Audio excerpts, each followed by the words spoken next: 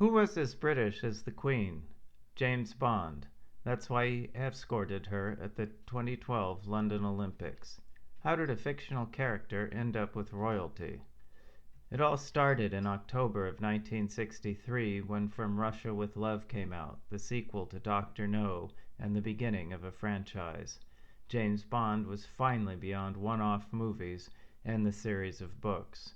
Bond overshadowed Rudyard Kipling's Kim from 1901, arguably the first modern fictional spy. Bond also continues to overshadow the greatest British spy who ever lived, Harold Adrian Russell Philby. His nickname was Kim. Kim Philby served quietly in the SIS, which is popularly known as MI6. He helped build the modern version of the agency during World War II and then was the head of the anti-communist section. He served in Washington, D.C. as a liaison to the U.S., building deep ties to the FBI and CIA. Philby became famous in January of 1963. He lived until 1988. In 1990, he was honored on a stamp. As of his defection, Kim Philby had worked for the KGB for about 30 years. Once he retired to Moscow, he was an occasional guest lecturer at spy agencies. So, why is James Bond the ultimate British spy? Well, it's usually a story that people want to hear. Bond in the movies is adventurous. Everything goes well, even womanizing, which usually ends badly. James Bond is the best dressed and best looking undercover agent there is. Although such qualities go against being undetected, it makes for good cinema. With most of us having failed to think that through, that leaves the cinematic James Bond as the ultimate British spy. To understand why this is, we need to look past the movies and consider those who didn't make the cut. James Bond in the books is largely lost, along with author Ian Fleming, who worked at MI6. Fleming worked under Kim Philby for a while. While Philby's story hasn't been completely censored, it has been swept under the rug. If you don't want to look further, the answer is that scholarship loses out to a good story, and a good story, in turn, loses out to a fun story. James Bond's problem in the books is that he is more human. He is tied to time and space. In From Russia with Love, he is an aging spy in 1957 who looks back to the action of the war years. He is not satisfied with his trajectory, which has him going to meetings. We did a video on this book and movie, linked in the description. In the books, James Bond faces more consequences for his actions. His careless womanizing gets him in trouble. Other problems stem from not being perfect. Ian Fleming is not the quintessential British spy because his career was more mundane. He was born in 1912, and he envied the younger guys born in the 1920s. Fleming worked in the office, while the younger ones risked their lives in the field. During World War II, Fleming did some work in Portugal. Gambling by international higher-ups in Estoril inspired Casino Royale, but Fleming's own work just wasn't that interesting, and he knew it. While he was there, Fleming's boss was Kim Philby, who was then in charge of the Iberian Peninsula. From Russia with Love talks in passing about Burgess and McLean, two members of Philby's spy ring at MI6 who defected in 1951. Fleming wonders aloud about what makes someone become a traitor. In turn, Kim Philby takes a shot at Bond in his autobiography.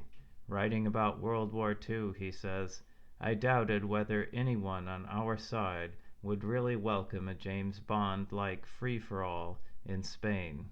So, why isn't Kim Philby regarded as the ultimate British spy, even though he might be their greatest?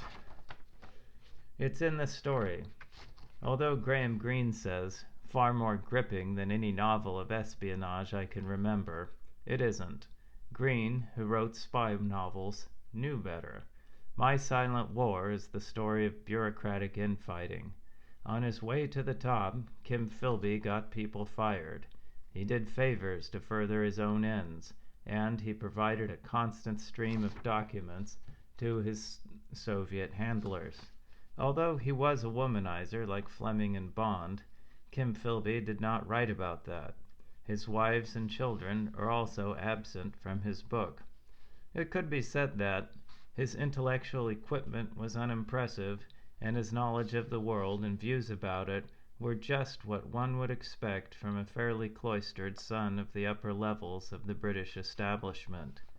Philby wrote this about MI6 chief Sir Stuart Menzies, but it applied to himself.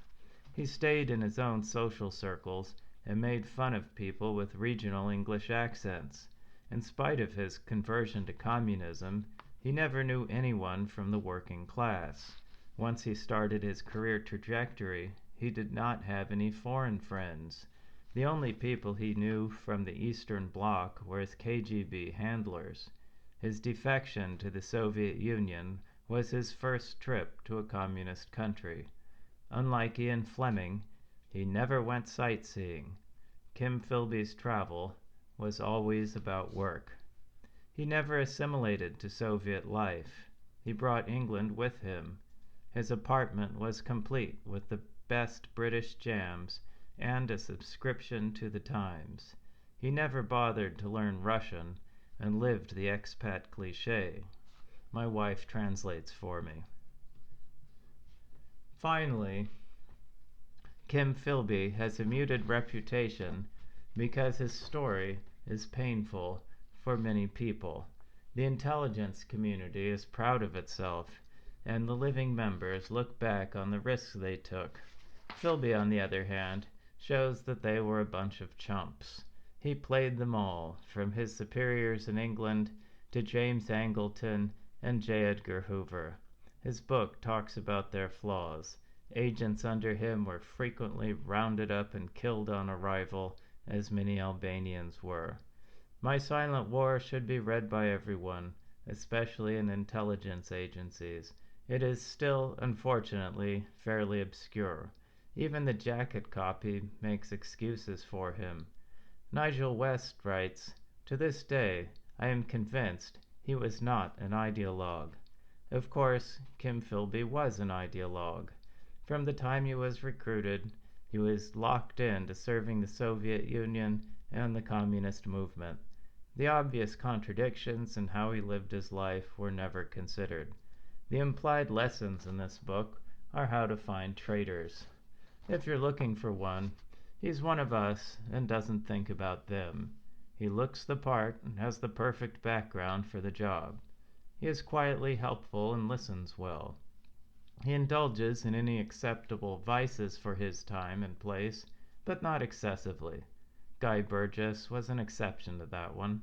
Finally, he keeps his cool in all situations because he's not that involved. His mind is somewhere else, along with his true loyalties.